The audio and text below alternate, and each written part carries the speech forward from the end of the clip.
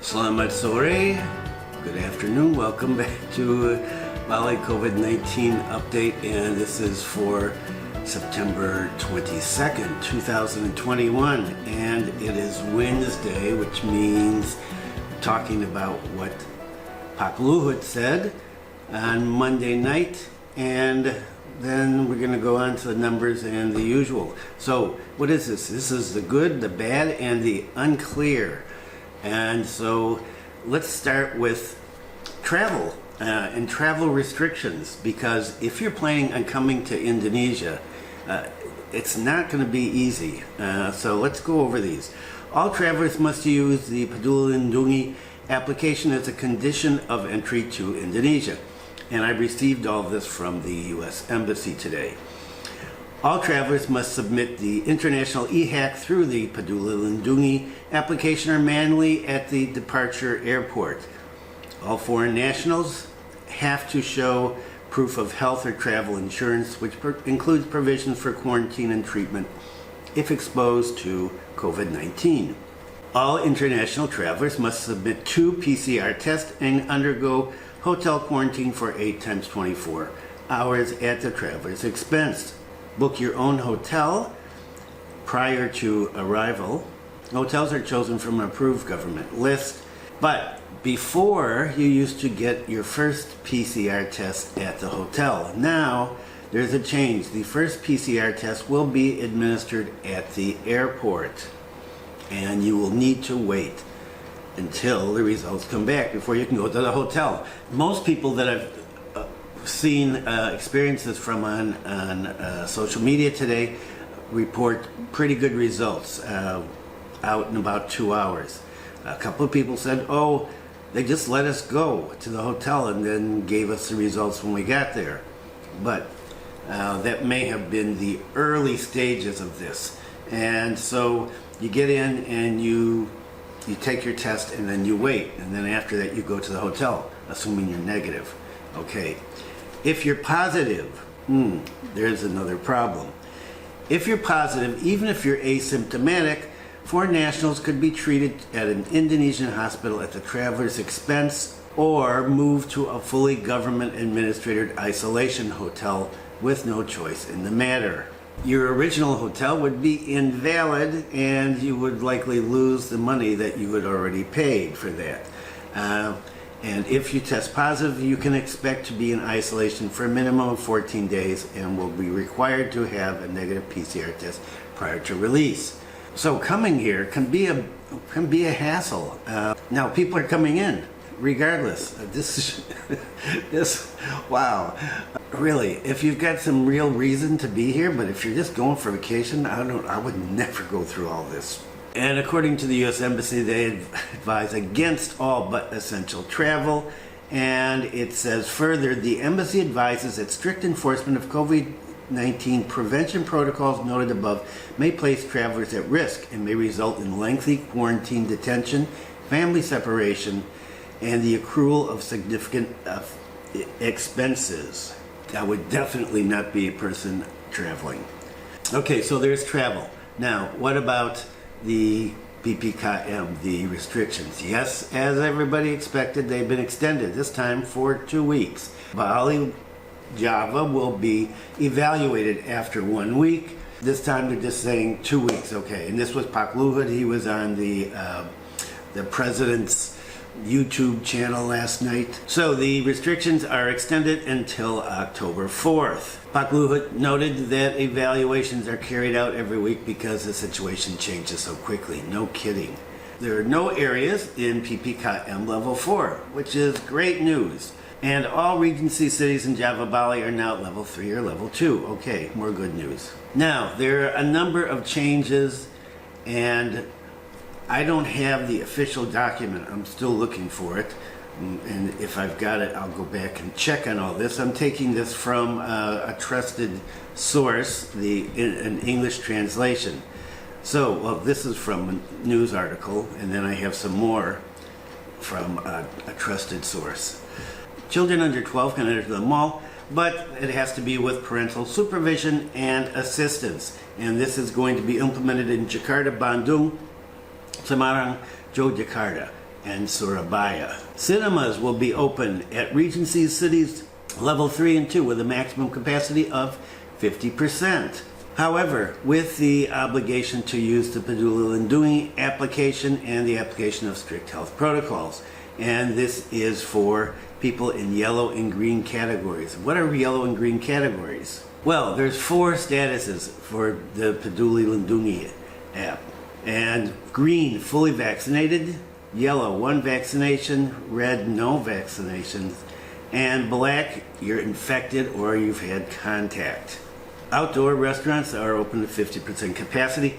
There's not a lot of changes here. There are a couple that I'm trying to track down here to make sure that they're actually there. Now this one is interesting. I really want to see the official document, because this says Bali and Level 3 Java schools 50% capacity should be alternate days or weeks. Really?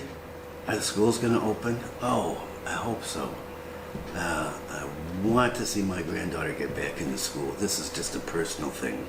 Hotels, 50% capacity. All visitors must have green, second dose, or yellow, first dose status in the PeduliLingduni app.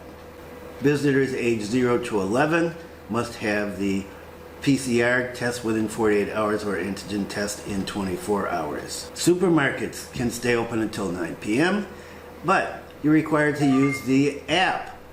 Does that mean you have to be vaccinated to get in? What about people that aren't vaccinated? Can they get in? I don't know. That's not really clear. Restaurants that operate at night can be open till midnight, can open 6 p.m. to midnight with restrictions of 25% capacity. Tourist attractions will be closed unless subject to odd-even road rules. I'm going to talk about this just in a short while. I've got a segment on these road rules. Outdoor exercise facilities are allowed for up to 4 people wearing masks, and weddings are allowed up to 20 people, wedding receptions up to 20 people, but no eating.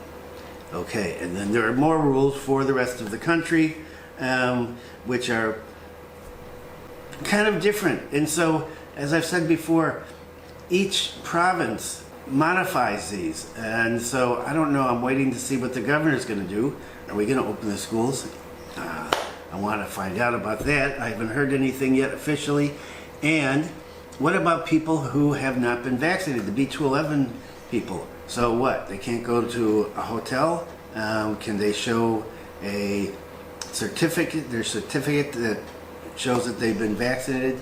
Those are good questions, and the only way you're going to find out is by, well, watching social media, or you can tune in here again on Sunday. Pak Luhut mentioned that number of cases are rapidly increasing in a number of countries, and those countries are the ones that he was talking about the other day when I was talking about his plan to open in October if things go well. And he mentioned Singapore, Korea, and Japan. Cases are going up there, so that's not good. So Pak Luhut said Pak Jokowi, President Jokowi, does not want an increase in cases to occur here as well.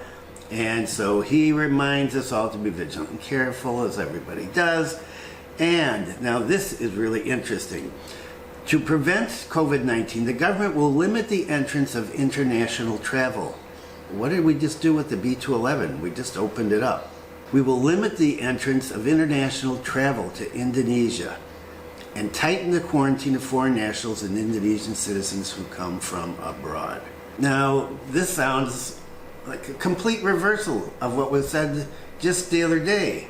Like, oh, okay, we may open up B211s, come on in.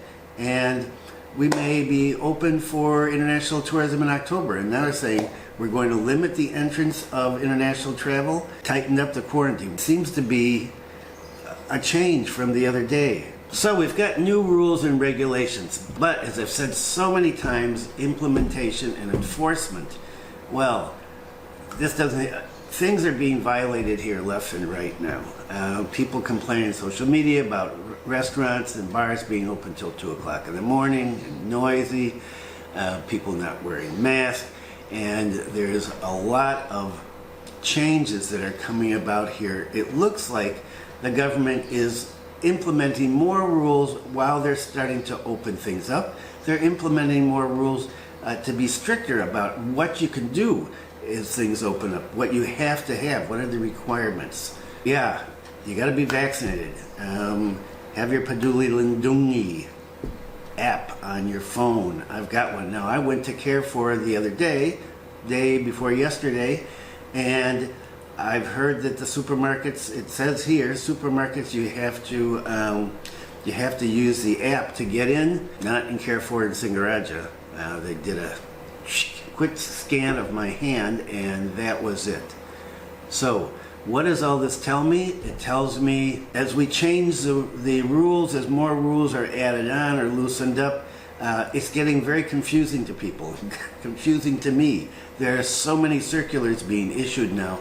It's hard to tell which one is the latest, which one supersedes the other. Well, it's a mess, in my opinion. So what was it? That was the kind of good, kind of bad, kind of, I don't know what's going on here. So what about the numbers? Well, on Monday, the numbers dropped below 100 for the first time in a long time in Bali. We hit 99. Isn't that amazing? Yes, it is. Good news. So I said the numbers yesterday, well, 2 days ago now, below 100, 99, but they've gone up a little. But that's okay, because we're looking at the averages, right? So the 7-day average for new positive cases dropped to 151, and 7-day average for deaths is also down, and it is 13. So good news. And all of Indonesia, 3,263 new cases. Numbers are looking good. Total individuals tested for all of Indonesia, 176,440 with 1.85% positive rate, and the 7-day average 2.30. So more good news. And what about Bali testing? Over the past 7 days, Bali tested 52,828 individuals, giving it a achievement rate of 190.77%, and the 7-day positivity rate 2.18%. And what about the vaccinations? Vaccinations, 3,287,222, 73.6% of the population, and that number goes up very slowly. Second dose, 2,460,263, 55.1% of the population, okay. And 60,932 additional doses were administered yesterday. And so what about the new numbers for yesterday? New positive cases, 173. Recoveries, 260. Deaths, 12. Below the average. And active cases in Bali, 1,902. So that's more good news. So we've really dropped from that big spike that we had in July. And what about that? Well, according to this article, the surge in COVID-19 cases in July was triggered by several domestic factors, according to the head of National COVID-19 Task Force's expert team. He said the case surge in Indonesia last July was not caused by the increase in global cases coming from other countries, but from domestic factors. And what were those domestic factors? High mobility, high social activity, all related to the Idul Fitri homecoming period, and the neglect of health protocols, which I talked about and every government official has complained about for months. He said there's still a chance of cases increasing during long holiday periods and the implementation of large-scale community activities. He said this is due to the Indonesian tradition of gathering and traveling during holidays, which often causes people to ignore health protocols. He added that the increase can be avoided if the government and the public carry out strict health protocols, accelerate vaccinations, control domestic and foreign mobility, control community activities, and promote the 3 T's, testing, tracing, and treatment, and the 5 M's. Another expert saying we need to remain disciplined if we're going to avoid a spike. Another surge in cases. We have done really good with the numbers coming down, down, down. And, well, if we're going to ever open up, and get back to the new normal, we need to remain disciplined. I know it sounds like a broken record. Does anybody use broken record now? Does anybody have records still? And more warnings about third wave of COVID-19, this time from a sociologist at Udayana University, Wahyu Budi Nugroho, said that Indonesia needs to remain vigilant about the threat of a third wave of COVID-19 after opening up 50% of malls and several tourist attractions in Bali. And so he's responding to the opening up that has been going on here for the last few weeks. He said it's necessary to remain vigilant and be aware that there's a threat of a third wave of COVID-19. He said that in public places, people tend to crowd together and forget about being aware of the virus. And he said we need to watch out for the new variants like the Mu, which first appeared in Colombia. According to Pak Nugroho, he said it was still necessary to limit tourist visits and socialization to continue implementing health protocols in traveling. He said it may be necessary to register online first in order to visit tourist restrictions. One of the things is the central government says something and then Bali interprets it or doesn't. Sometimes the governor is not updating as these changes are being made. There's no word about how this is applying to Bali. Is it applying or not? And so consistency, coordination, implementation is what we need. Here's an interesting article on Phuket and the Phuket sandbox. Bed shortage looms in Phuket as caseload surges. So the resort island has added more beds for COVID-19 patients as new cases continue to arise. According to the Phuket hospital director, the bed occupancy has reached a critical point. Phuket has 2,542 beds for COVID patients and 90% of them are occupied. The number includes beds at public, private, and 2 field hospitals that were set up to deal with patients that are not in critical condition. And last week, when this story was, I've kind of pushed this off as there's been so much to talk about. So last week, Phuket recorded 246 new cases, and only 2 of those were actually from the sandbox scheme. The number of new cases exceeded 200 for more than a week. So it's not the sandbox scheme, but it's Thai people coming in. So I'm guessing that they're workers or they're residents. And so how is that working? That kind of gives me some questions about if we're going to go with the green zones, for example. And I talked about this when the green zones were first mentioned. Not everybody lives in the green zones that works there. And so you're going to go back and forth. So you're going to get tested. And, well, you may have the virus, and when you get tested, it doesn't show up. And so then you're there. And so it's possible for workers to bring the virus in from outside the green zone. I'm assuming they're going to be going back and forth. And how is that going to work? I don't know. This is just one of those things we have to be aware of. And what about in Bali? A lot of misunderstanding. I talked about this the other day a little bit about the Bali airport being open, Nurai airport being open. No, it is not. There is no word about when it's going to open. Yes, immigration officers have been told to stand by, but there's no word on when the airport is going to open.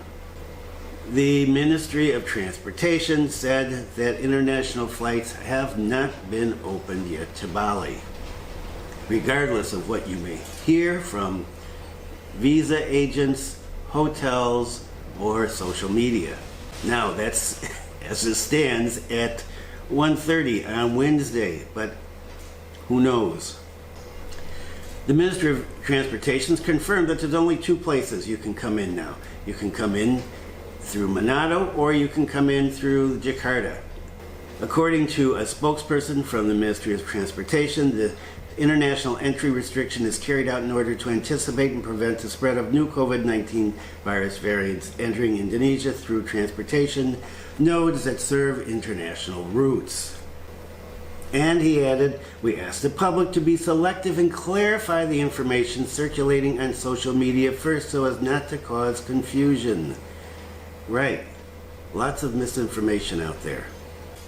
More on what's happening here in Bali. Well, this is actually happening in Jakarta too, but I'm particularly interested in this happening here. And I started to talk about this earlier and then I deleted it because I wasn't sure what was happening in Bali. And now there's this story, odd even traffic rule coming to Kuta, Sanur to prevent crowds. Okay, the odd even rule. What is that? Well, this is going to be done in order to prevent tourist hotspots in Bali, crowded gatherings in tourist hotspots in Bali.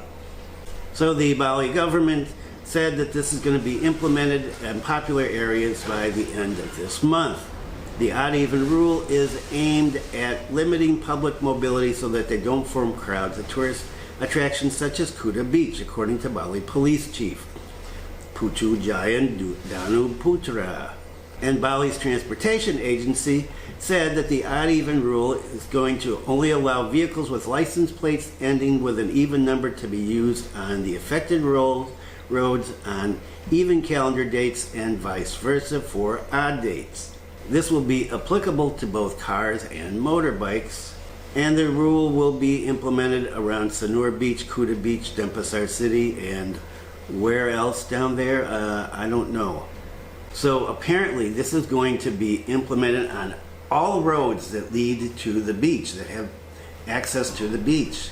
If this is implemented, in fact, the first couple of days are probably going to be crazy with people trying to get through, either because they don't know or they think they can get through, or, you know, things aren't always enforced here. So it'll be interesting to watch how this unfolds.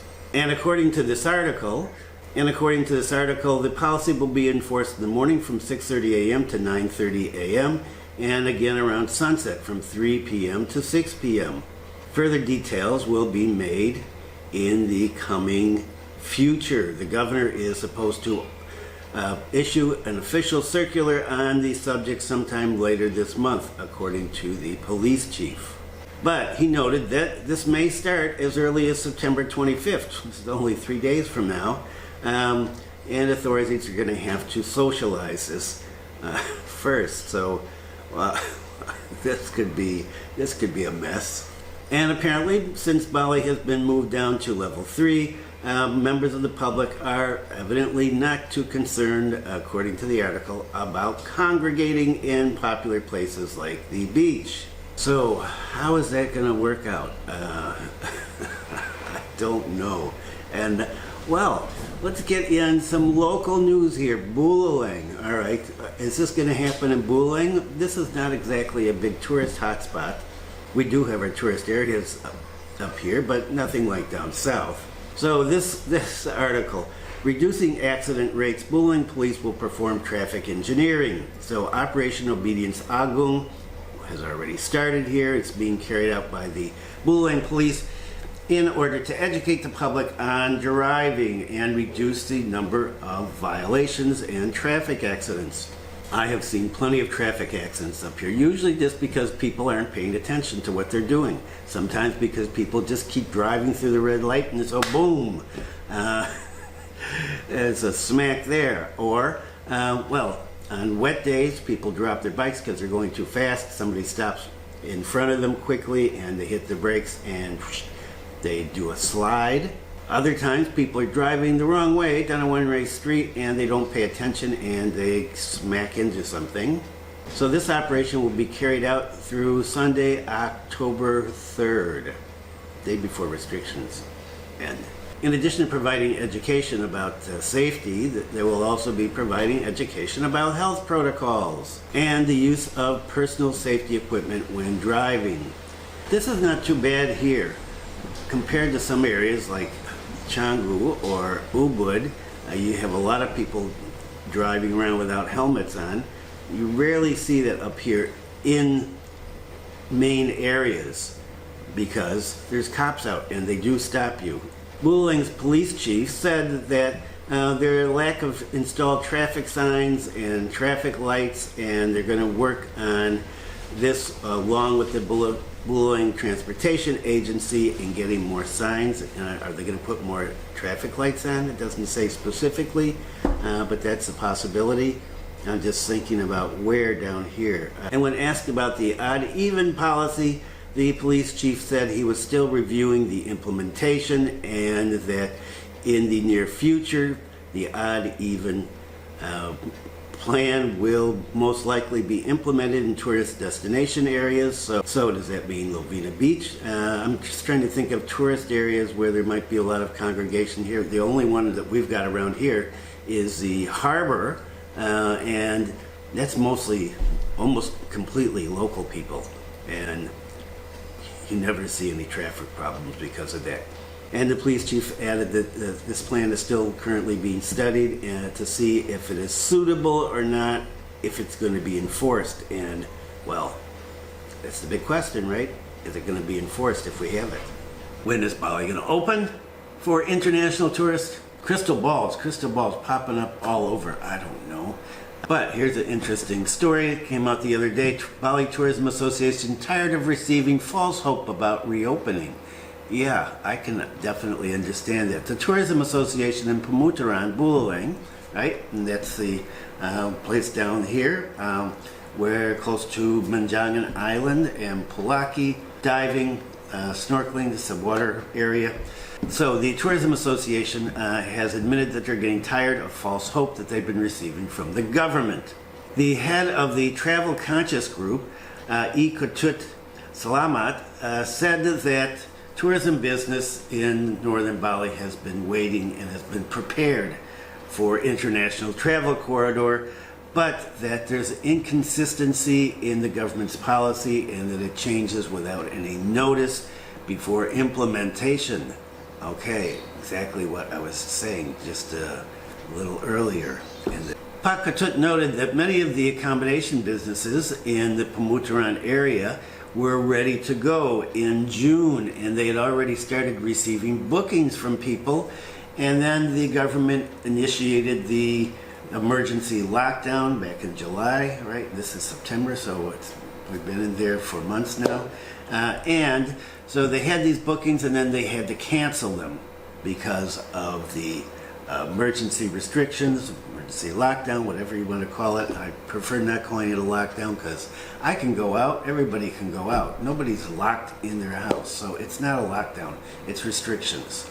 So Pakatut said it comes across like we're not professional because we have to constantly change the information we give to clients. No kidding. Which is why I've been saying on here for a long time, December at the earliest. It's the safest way to go. And well, we're getting close to the end of September. Are we going to make it through it by December? I don't know. Things change daily, as I say every video. Pakatut said many of the businesses have been giving up selling off their assets just in order to pay their employees to keep them alive. And related, the spokesperson for the Buleleng COVID-19 Handling Task Force, Pakatut Swarmawan, said that authorities have been preparing the infrastructures up in North Bali and they're ready to go. They're just waiting to get reopening instructions from the central and provincial governments. And that's the way it is up here. So yeah, people are getting tired of hearing we're going to open in June. No. July. No. August. October. I don't know. Yeah, it's frustrating. It's frustrating for everybody. There are a lot more things as usual to talk about, but I'm going to wrap this up. And this is the wrap up. And okay, the PPKM, the restrictions have been extended for 2 weeks, but they're going to be reviewed after a week.